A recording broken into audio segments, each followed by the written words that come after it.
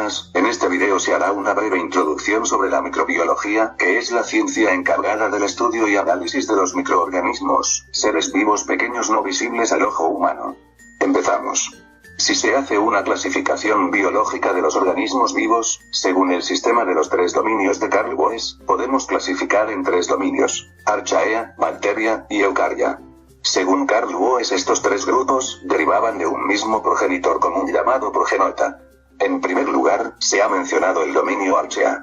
Las arqueas son un grupo de microorganismos unicelulares que, al igual que las bacterias, son de morfología procariota, sin núcleo ni, en general, orgánulos membranosos internos. Se dividen en distintos dominios debido a las grandes diferencias que presentan ambos grupos a nivel bioquímico y genético. Por otro lado, también se ha mencionado el dominio eucaria o eucariota, que incluye los organismos formados por células con núcleo verdadero. Estos organismos constan de una o más células eucariotas, abarcando desde organismos unicelulares hasta verdaderos pluricelulares en los cuales las diferentes células se especializan para diferentes tareas y que, en general, no pueden sobrevivir de forma aislada.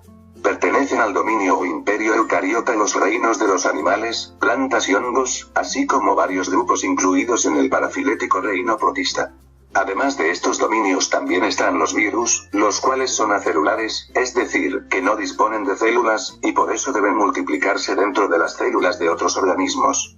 De todas formas, los microorganismos principales los encontramos en los dominios Archaea y Bacteria, y como se ha dicho antes, el dominio Archaea y el dominio Bacteria se diferencian en diferencias a nivel bioquímico y genético.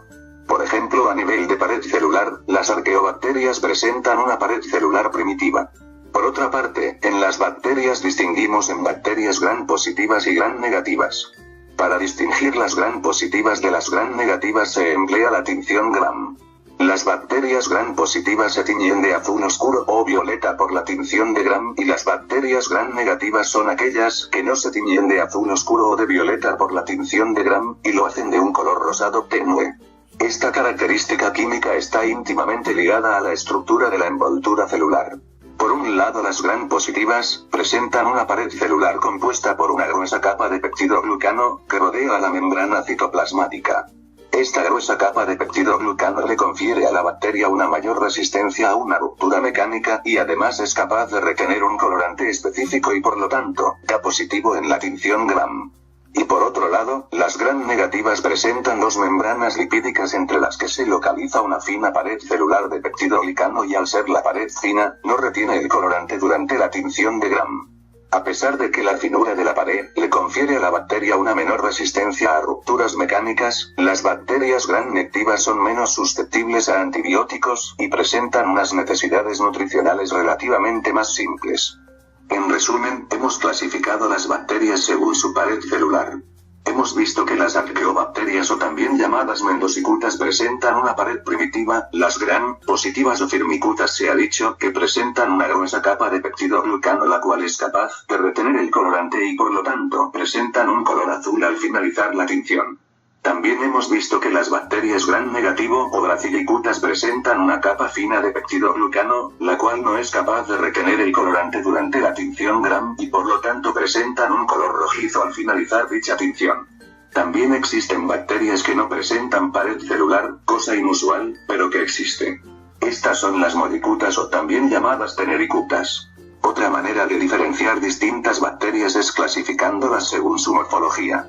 Según su forma, las bacterias pueden presentar forma de bacilo, de coco, de vibrión o de espirilo. Las bacterias, como se ha dicho, son organismos unicelulares, compuestos por células muy sencillas y al ser procariotas, carecen de núcleo y tampoco presentan orgánulos en el citoplasma. El material genético está organizado en un único cromosoma situado en el citoplasma, dentro de un cuerpo irregular denominado nucleoide. El nucleoide contiene el cromosoma junto con las proteínas asociadas y ARN. Como se ha mencionado, el material genético se encuentra en el citoplasma, el cual está limitado por una membrana exterior llamada membrana plasmática. Esta está formada por una bicapa de fosfolípidos. La bicapa lipídica está atravesada por gran cantidad de proteínas, 80%, relacionadas con las distintas actividades celulares. En la membrana aparecen grandes repliegues, denominados mesosomas. Estos mesosomas realizan varias funciones, tales como servir de anclaje para el ARN bacteriano, intervenir en la división celular, bipartición, o ser el lugar donde se realiza parte de la respiración celular en las bacterias aerobias. También se encuentran las moléculas necesarias para realizar la fotosíntesis en bacterias fotosintéticas. En el exterior de la membrana plasmática se localiza la pared bacteriana. Como se ha dicho antes, podemos diferenciar en bacterias gram positivo y gram negativo según el tipo de pared que presentan. La pared bacteriana presenta una estructura rígida y resistente y su función consiste en impedir el estallido de la célula por la entrada masiva de agua. Una vez dicho esto, se van a describir las distintas estructuras externas a la pared bacteriana.